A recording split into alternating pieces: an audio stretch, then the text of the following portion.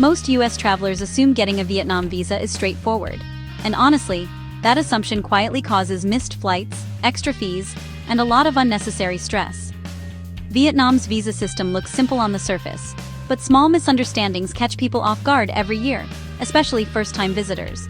By the end of this video, you'll clearly understand how Vietnam visas for US citizens actually work in 2026, where most travelers go wrong, and how to avoid wasting time or money before your trip even begins.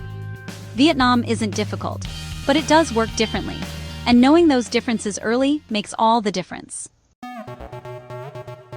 So, why do most travelers get the visa wrong? This is where most travelers feel confident, and that's the problem. Many people assume a visa is just a visa, and once it's approved, everything else works the same way.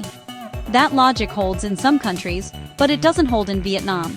Vietnam offers several visa paths for US citizens: e-visa, visa on arrival, and embassy-issued sticker visas.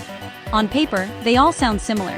In real life, each one comes with different rules about where you can enter, how you arrive, how long you can stay, and what paperwork airlines will accept. Travelers often choose the easiest-sounding option without checking those details. The result is surprisingly common. People get stopped at airline check-in because their visa type doesn't match their flight. Others arrive in Vietnam only to find themselves standing in long airport queues, fixing something they thought was already done. Some even have to buy new flights. What works better is slowing down at the decision stage. Choose the visa based on how you're entering Vietnam, not on what sounds convenient. That one decision prevents most problems before they start. But the first big misconception isn't even about the types. Here's something important.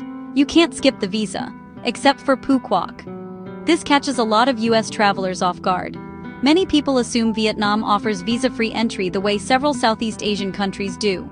That assumption feels reasonable, and it's wrong. For US passport holders, Vietnam does not offer standard visa-free entry for tourism. If you're flying into Hanoi, Ho Chi Minh City, Da Nang, or crossing a land border, a visa is required. There's one narrow exception that creates a lot of confusion: Phu Quoc Island. Travelers flying directly to Phu Quoc can stay up to 30 days without a visa, as long as they don't travel to the mainland or transit through another Vietnamese city. Where people get into trouble is planning a simple Vietnam trip that includes multiple destinations. The moment you want to visit Hanoi, Ho Chi Minh City, or even take a domestic connection through the mainland, that visa-free rule no longer applies. Airlines enforce this strictly at check-in. What works better is assuming you need a visa unless your entire trip is limited to Phu Quoc. That mindset avoids last-minute surprises at the airport, and that leads to the next confusion. Now let's get into e-visa versus visa on arrival, the real differences. This is where many travelers pick the option that sounds easier, and end up making things harder. Visa on arrival sounds simple, especially if you've used it in other countries. In Vietnam, it works very differently. Visa on arrival is not something you apply for at the airport. You must get a pre-approval letter in advance from a sponsoring agency. It only works if you arrive by air, and when you land, you still have to stand in a separate queue to get the visa stamped into your passport. During busy arrival times, that wait can stretch much longer than expected. The e-visa works in the opposite way.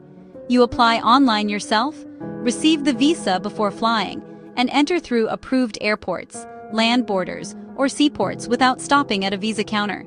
There's no approval letter, no stamping line, and no cash payment on arrival. For most US travelers, the e-visa is simpler, calmer, and easier to manage. It reduces uncertainty at the airport and removes extra steps after landing. But even e-visa has common pitfalls. Applying too late causes most delays. This is where timing quietly ruins plans. Many travelers think applying a couple of days before departure is enough, especially when they see 3 to 5 business days listed as the processing time. On paper, that sounds safe. In reality, it often isn't. That timeline assumes everything goes perfectly. During busy travel periods, public holidays, or major events like Tet, processing can slow down without warning. Travelers regularly report having to reapply because of small errors, then paying rush fees or changing flights because their visa didn't arrive in time. Airlines don't make exceptions, even if your application is still in progress. What works better is building in a buffer. Applying 2 to 4 weeks before your trip gives you room to fix mistakes, resubmit documents, or wait out delays without stress. It also removes the pressure of checking your email every hour before a flight. Vietnam's visa system rewards early preparation and punishes last-minute decisions. If you treat the application as a box to check at the end, that's usually when things go wrong. Speaking of errors, common e-visa application mistakes. This is where small details turn into big problems. Many travelers assume the e-visa form is forgiving, or that minor mistakes won't matter. In Vietnam's system, they usually do. The most common issues are surprisingly basic. Passport scans that are blurry or cropped, photos that don't meet the requirements, travel dates that don't exactly match the flight itinerary. Even a single wrong digit in a passport number can delay or invalidate an application. When that happens, travelers often don't get a clear explanation, just a rejection or a request to start over. What works better is treating the application like a checklist, not a formality. Your passport should be valid for at least 6 months beyond your planned exit date. Upload a clean, readable scan with no glare or cut edges. Use a proper ID-style photo. And most importantly, enter your arrival and exit dates exactly as planned, not estimates. Taking an extra 10 minutes here prevents days of waiting later, and this is where cost surprises hit. Hidden fees and third-party traps. This is where many travelers spend more than they need to without realizing it. On paper, Vietnam's e-visa looks inexpensive. The government fee is relatively low, and that gives people a false sense that the process is always cheap. The problem starts with third-party websites. Many of them look official, rank high in search results, and use language that suggests they're required. In reality, they're private agencies. They charge several times the government fee, then add processing, service, or urgent fees that weren't obvious at the start. Some travelers only realize this after paying, thinking it was the normal price. What works better is applying directly through the official government portal. The process isn't complicated, and you're paying only the actual visa fee, not layers of added charges. Unless you genuinely need a rush service, there's rarely a reason to involve an agency. The visa itself isn't expensive. Confusion is what makes it costly. But there's another common money trap. Visa on arrival often sounds like the budget option, especially to travelers comparing prices online. But once you look at the full picture, it's rarely as cheap as it seems. With Visa on arrival, the first cost is the pre-approval letter, which you must obtain before flying. That fee varies depending on the agency and how fast you need it. When you arrive in Vietnam, you then pay a separate stamping fee at the airport, usually in cash. If your flight lands during a busy period, you may also feel pressure to pay extra for faster processing just to avoid standing in line for an hour or more. Time is part of the cost too. Long queues at visa counters are common, especially at major airports. After a long international flight, that wait can be exhausting. For most US travelers, the e-visa avoids these extra costs entirely. You enter, clear immigration, and move on. And, well, it gets more confusing at land borders. Land borders and entry points. Know the rules. This is where, honestly, overland travelers often run into unexpected problems. A lot of people just assume that if they have a valid visa, they can enter Vietnam at any border crossing.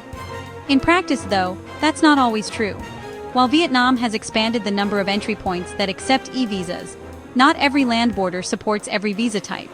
Some crossings only accept certain visas, and visa on arrival generally does not work at land borders at all. Travelers arriving by bus or motorbike sometimes discover this only after hours on the road, with, well, no easy way to turn around. What works better is checking your exact entry point before you finalize your route. Border rules can differ depending on whether you're coming from Cambodia, Laos, or China, and assumptions made early in planning can cause major detours later. A visa isn't just about permission to enter Vietnam, it's also about where and how you enter. Before we wrap up, what happens if you overstay? This is where a small miscalculation turns into a serious problem. Many travelers assume overstaying by a day or two isn't a big deal. In Vietnam, it is. If you stay beyond your visa's expiration date, fines are charged per day. The longer the overstay, the more complicated the situation becomes. Some travelers report extra paperwork, delayed departures, or problems when trying to re-enter Vietnam in the future. Immigration officers take visa dates seriously, even if the overstay was unintentional.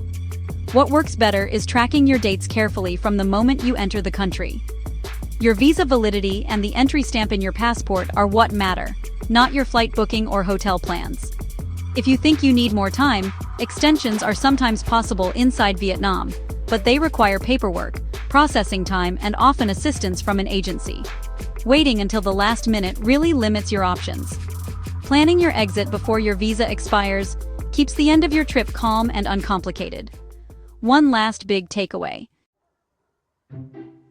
Best strategy for U.S. travelers in 2026.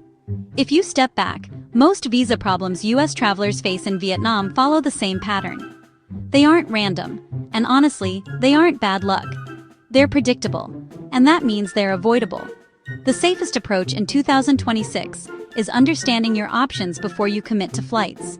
Know the difference between e-visa, visa on arrival, and embassy visas. Apply early enough that small mistakes don't turn into emergencies. Use the official government portal instead of third-party sites unless you truly need help. And for most trips, choose the e-visa. It's the simplest, most flexible option for U.S. travelers entering Vietnam. Planning ahead doesn't make your trip more complicated. It actually does the opposite. It removes uncertainty, reduces stress at airports and borders, and often saves money you didn't expect to spend. If you remember only one thing, let it be this. Vietnam's visa system isn't hard, but it rewards careful preparation and punishes assumptions. Vietnam isn't hard, it just works differently. Preparation makes the difference.